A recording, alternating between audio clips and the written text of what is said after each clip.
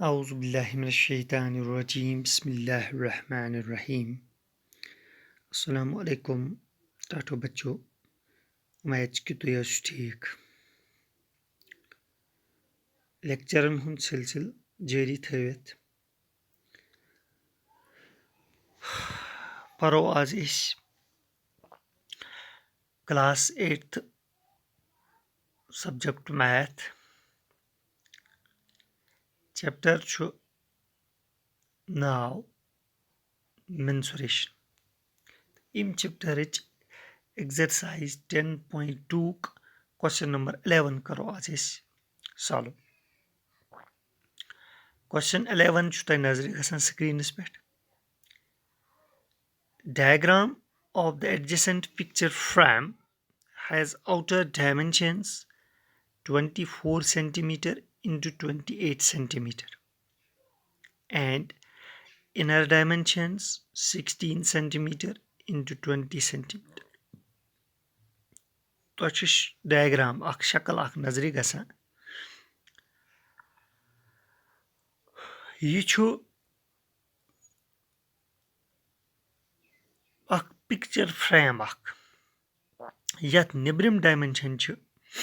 24 centimetre तो 28 centimetre तो अंदरिम dimension 16 centimetre तो 20 सेंटीमीटर यह बिल्कुल तुक नजर गसान गो मुख्तलिफ फिगर तेल बना वन तुम कड़ो से find the area of each section of the frame अतम मुख्तलिफ सेक्शंस बना अत डायग्रामस मज इन प्रत कुन सेक्शन एरिया कड़न if the width of each section is same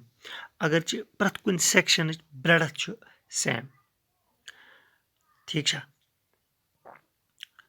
वैसे अस करो divide given figure into 4 parts as shown below यह फिगर यह करोन अस डिवाइड 4 पार्ट्सन मज नजर गसान वैसे दशनि साइड फिगर फर्स्ट खोर साइड फिगर सेकंड हेर कन फिगर थर्ड बन कन figure fourth dimension दिथ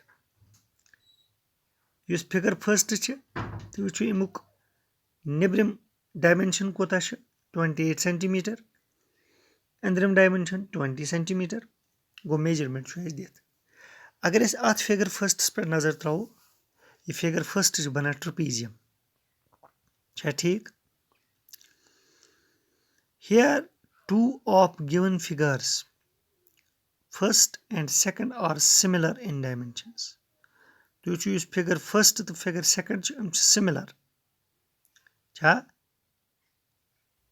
dimension same अगर फिगर फर्स्ट निब्रिम डायमेंशन निब्रिम साइड 28 फिगर सेकंड निब्रिम साइड त 28 अंदरिम साइड 20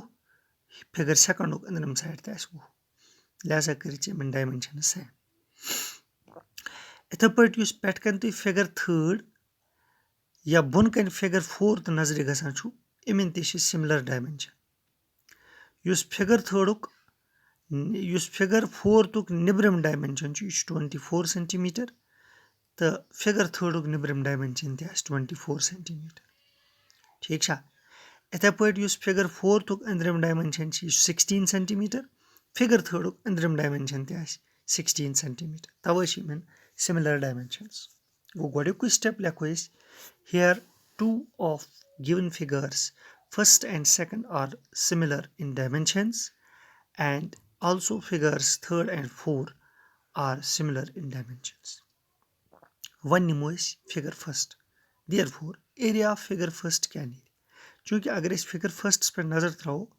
आज one pair of parallel sides one pair of non-parallel sides लिहाजा कर ट्रपेजियम गो अत कड़ो एरिया ऑफ ट्रपेजियम गो एरिया ऑफ फिगर फर्स्ट गो एरिया ऑफ ट्रपेजियम तुम मे वोनमो formula half of sum of parallel sides into height गो half of a plus b that is sum of parallel sides into height h half of a plus b चूंकि अख side 28 back side 20 गो 28 plus 20 into H गई height height 4 गो into लिखो 4 यह गो half of 28 तो 20 गई 48 ज़रबि 4 ये वो 2 कसर षटो 2 2 ज़र 4 अत रूद तेल 48 ज़रबि 2 सह गो 96 गो area of figure first use trapezium अमुक एरिया द्राव 96 क्या द्राव 96 द्राव एक्स सेक्शन एरिया अम पे निमो एरिया ऑफ फिगर सेकंड चूंकि हेरकन तह मे वोनमु कि फिगर फर्स्ट तो फिगर सेकंड इन दोनवन फिगरन डायमेंशन सेम गो यह तेल एरिया ऑफ फिगर फर्स्ट ने ती एरिया ऑफ फिगर सेकंड गो चूंकि एरिया ऑफ फिगर फर्स्ट द्राव 96 square centimetre area of figure second तेल 96 स्क्वायर सेंटीमीटर गुड अम पे निमो now area of figure third area क्या ये फिगर थर्डस पे नजर त्रो या फिगर फोर्थस पे नजर त्रो ट्रपीजियम बना गो एरिया ऑफ फिगर थर्ड तेल कड़न यह हसा गो एरिया ऑफ ट्रपीजियम सह कित पे नीर सह half of sum of parallel sides into height half of चूंकि अमिक पैरेलल साइड 24 सेंटीमीटर ब्या 16 सेंटीमीटर इस तह फिगर मज डायमेंशन नजर गसान इनटू हाइट गई यह 4 सह गो हाफ ऑफ 24 + 16 14 तो 14 गई 40 गई sum of parallel sides into height गोस 4 2 1 ज़ार 2 2 2 ज़ार 4 गो अत रूद 40 इनटू 2 सह गो 60 गो एरिया ऑफ फिगर थर्ड द्राव 60 तल से तेल वन तो एरिया ऑफ फिगर 4 क्या एरिया ऑफ फिगर 4 तह 60 क्या तिक फिगर थर्डस फिगर फोर्थ सिमिलर डायमेंशंस तोरा तो फिक्री गो इत पे क्वेश्चन वन कि फ्रेम डायग्राम अमिक इनर डायमेंशंस तो आउटर डायमेंशंस दिथ प्रथ कुन सेक्शन एरिया कड़न चूंकि ये डायग्राम डिवाइड कर इनटू 4 पार्ट्स बने 14 ट्रपीजियम अत बने 4 figure first second third and fourth अम पे first second in dimension same third तो 4 इन डायमेंशन सेम ये फिगर फर्स्ट एरिया कोड यह फिगर सेकंड एरिया ये फिगर थर्ड एरिया कोड यह फिगर फोर्थ एरिया तिक इन सेम डायमेंशंस तो इत पे कड़ इन 14 सेक्शन हंद एरिया यह क्वेश्चन करूँ तुम नोट तो बे करू तुम अत क्वेश्चन प्रैक्टिस शुक्रिया।